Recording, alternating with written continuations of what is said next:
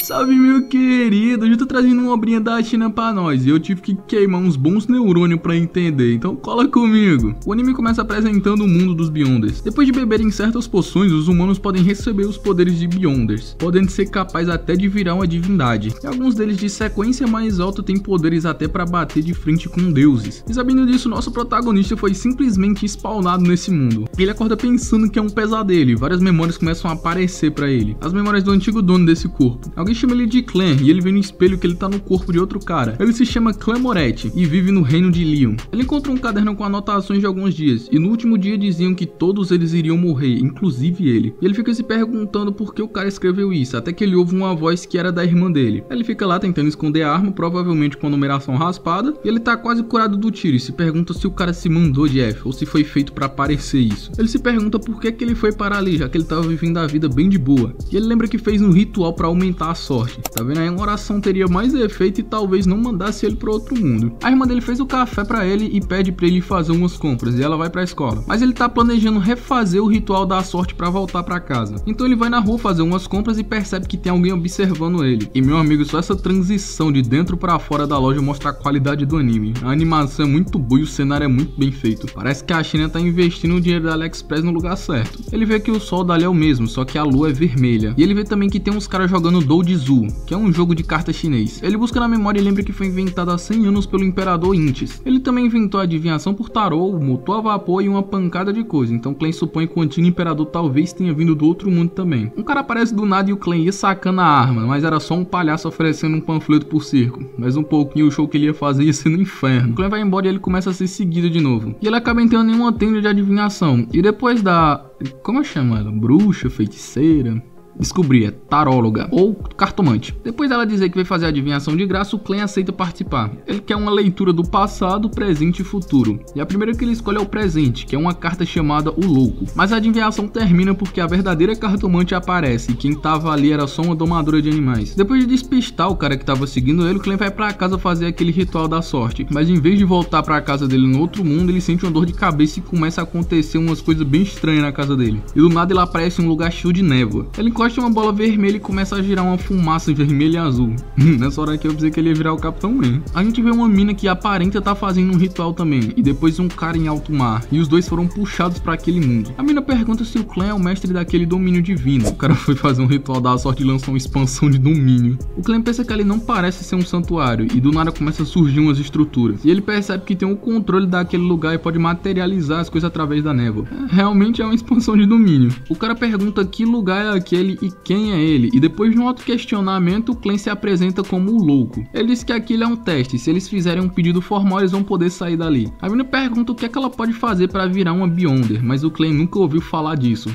E ele diz que o outro cara pode responder ela. O cara vê que ela fala como uma nobre do reino de Leon, e ele tá no mar de Sônia, então tem uma distância bem grande. E ele se pergunta como é que o louco fez isso. Ele fala que se ela quer se tornar uma Beyonder, ela tem que se juntar à igreja da deusa eterna, ou qualquer outra. E ele também fala que a maioria das pessoas nunca vão ver um Beyonder durante a vida, mas eles de fato existem e lutam contra muitos perigos. A mina diz que não quer perder a liberdade, então o cara fala pra ela buscar as famílias reais ou famílias nobres com mais de 1 milênio. E ele fala que tem 2 conjuntos de poção da sequência 9. Existem 22 caminhos que começam com a sequência 9, que é a mais fraca de todas. E quando menor o número da sequência, mais fortes são as habilidades dos Beyonders. Isso é coisa que eu devia ter explicado no começo, mas ok. O cara fala que tem uma poção chamada Marinheiro e outro Espectador, que dão poderes de observação. O Clan se pergunta se a névoa também é um poder de Beyonder. A mina pede pra fazerem mais encontros como esse, e o cara diz que eles podem ajudar ele em algum objetivo. O Clan sabe que quanto mais encontros, maior é o risco dele ser exposto. Mas ele também sabe que quanto mais contato ele tiver com aquele domínio, maior vai ser a chance dele ir pra casa. Então eles decidem se encontrar toda segunda-feira às 3 da tarde. E eles estão decidindo os codinomes que vão usar, quando de repente alguém bate na porta do Clan e ele começa a passar mal. A loirinha se chama Audrey Hall, ou Justiça, e o cara é Alger Wilson, ou o Enforcado. Esses nomes também são cartas do tarô. O Clan começa a piorar e ele decide encerrar o encontro. Ele acorda com a polícia batendo na porta, então ele esconde o livro e o pistolão. E quando ele abre a porta é o cara que tava perseguindo ele. Ele se chama Leonard da polícia do condado de Awa, ou...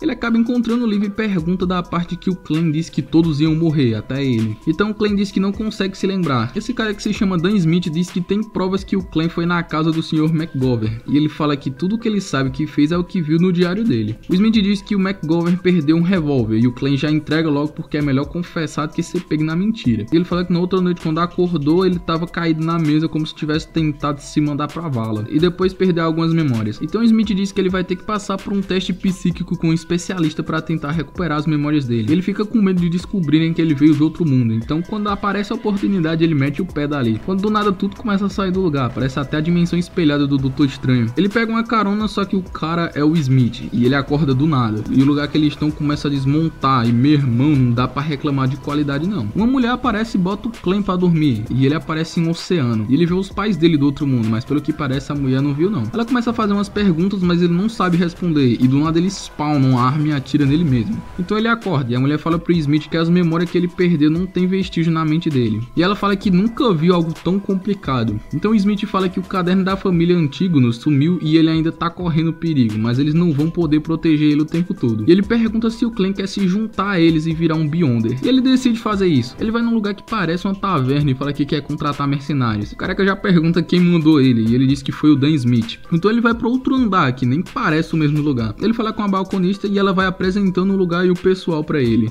E ele chega na sala do Smith. Ele fala que eles estão sob a proteção da igreja da deusa da noite eterna e são responsáveis por incidentes sobrenaturais. Mas ele avisa que como falcão noturno tem o risco dele perder o controle. E eles vão para uma sala onde tem alguns falcões noturnos sacrificados e perder o controle foi o que matou eles. O Smith fala que a igreja da deusa da noite eterna tem poções de sequência 9 para 4 caminhos. O caminho sem sono, o colecionador de cadáveres, o espreitador de mistérios e o visionário do misticismo. Mas eles são fracos no ataque e eles também têm o vidente, só que só de sequência 9. Então o Smith manda ele falar com o Neil na sala de alquimia para ajudar ele a fazer a escolha. Ele vai para a sala de alquimia e o Neil fala sobre uns cadernos que sumiram depois da morte do imperador. Quase tudo foi perdido, mas depois de muito esforço eles conseguiram 3 deles. Passou 150 anos e ninguém conseguiu decifrar o que estava escrito, mas o Neil decifrou alguns e ele tem certeza que é um diário. E o Clem vê que está escrito em chinês. O imperador disse que o segredo das poções não é dominar e sim internalizar. Não é sobre obter poderes, é sobre atuar. O nome das poções é a chave da internalização. Ele disse que devia ter escolhido a poção do aprendiz, o vidente ou o saqueador, porque são as melhores escolhas. Mas antes do Clem ver mais, o Neil pega as folhas e pergunta da poção. Então o Clem vai confiar no imperador e escolhe o caminho do vidente. Ele prepara a poção e o Clem bebe, e alguns poderes dele começam a vazar. O Neil manda ele pensar em algum objeto que existe nesse mundo, e ele pensa em um chapéu, e depois manda ele pensar em algo que não existe nesse mundo, então ele começa a se descontrolar. Ele pensa em um foguete e depois ele começa a pensar em um monte de coisa que não existe ali. Então ele controla e percebe que ativou a visão espiritual. Parece um Byakugan, dá até pra ver a saúde e a condição lê na aura. Mas se ele usar demais vai esgotar a espiritualidade dele, então ele dá 2 toquinhos no meio da sobrancelha pra desligar. Ele vai falar com o capitão, e o Smith fala pra ele ter cuidado e não se intrometer no que não devia ter ouvido. Mas antes dele virar um falcão noturno, ele vai ser um balconista. Pois é, desde a era Rian, a CLT vem assolando a sociedade. E ele tá que nem jovem entrando no mercado de trabalho, pensando que só porque vai trabalhar vai ter dinheiro. O Smith manda ele pegar uma bengala e andar ao redor da casa dos West, pra ver se ele se lembra do caderno. Do nada, o Leonard aparece e leva ele pra achar um moleque que foi sequestrado. Eles cuidam de Beyonders, mas eles também são uma empresa de segurança de fachada, e o pai do moleque é um cliente antigo. O Clem pega uma roupa e se prepara. Ele ativa o Byakugan e começa a guiar pra onde tá o moleque. Ele chega numa casa que é onde ele tá.